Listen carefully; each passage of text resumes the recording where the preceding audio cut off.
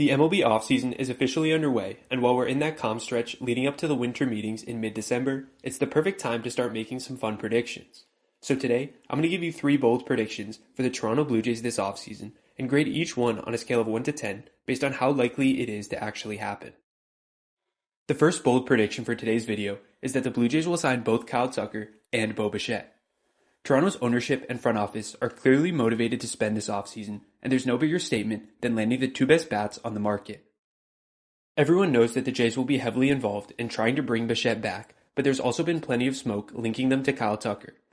MLB insider Jeff Passan recently wrote that the Jays were considered the favorites to land Kyle Tucker by some rival executives, further solidifying their interest.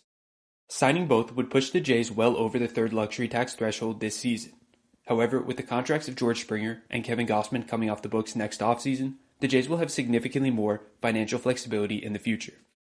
Another important factor is that next year's free agent hitting class is very weak, with players like Jazz Chisholm, Dalton Varsho, and Randy Arozarena headlining the group. If Toronto wants to add an elite bat, this is the offseason to make that investment. As for the likelihood of this occurring, I'll put it at a 3 out of 10. There's a non-zero chance that the Jays go all in and try to sign both Tucker and Bichette, but realistically, it's most likely that they end up with just one.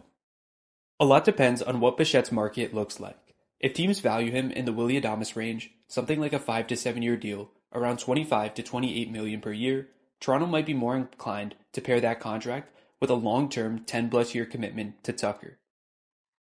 However, if Bichette commands 8 to 10 years, it makes this situation less feasible. There could also be a pathway to dump a Barrios or Santander contract if the Jays need to clear extra money to make this possible. My next bold prediction is that the Jays will spend big in the relief pitcher market this offseason and sign either Edwin Diaz or Devin Williams. Now this is a bold take because the Jays have historically been conservative when it comes to paying bullpen arms, largely due to their volatility. The last time they handed out major money to a reliever was back in 2005 when they signed B.J. Ryan to a 5-year, $47 million deal. After injuries and inconsistent performance, Ryan was released before the end of the contract. However, after the Jays' bullpen struggles in 2025, this offseason might finally be the time they invest in an elite relief arm again. They've already been linked to Edwin Diaz, who is the best closer in baseball, and posted a ridiculous 41.5% whiff rate and a 38% strikeout rate this season.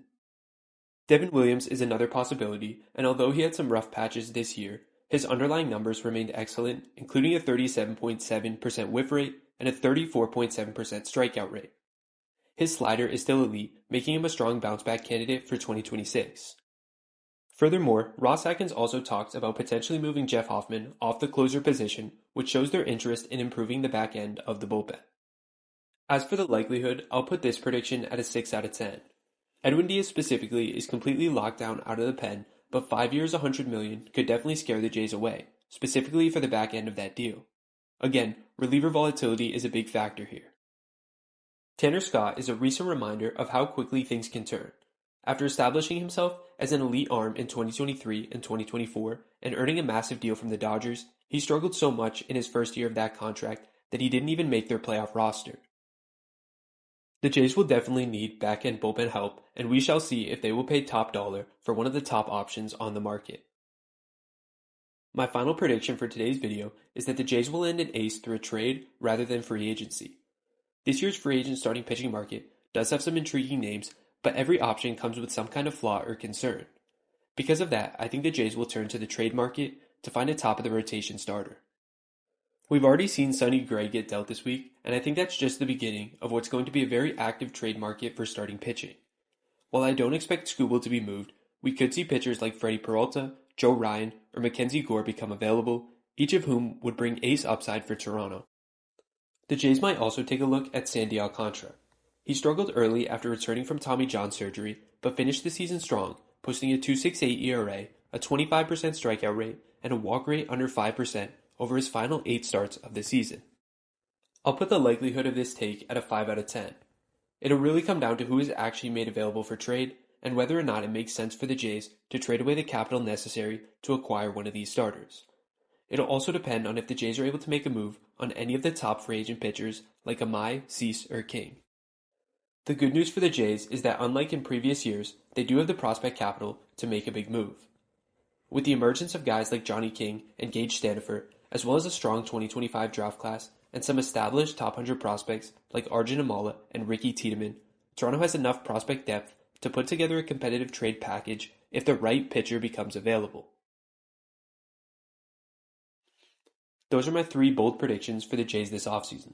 Let me know what you think about them and drop your Blue Jays offseason predictions in the comments below. Thank you all for watching the video today. If you enjoyed, make sure to subscribe, and I'll see you all in the next one.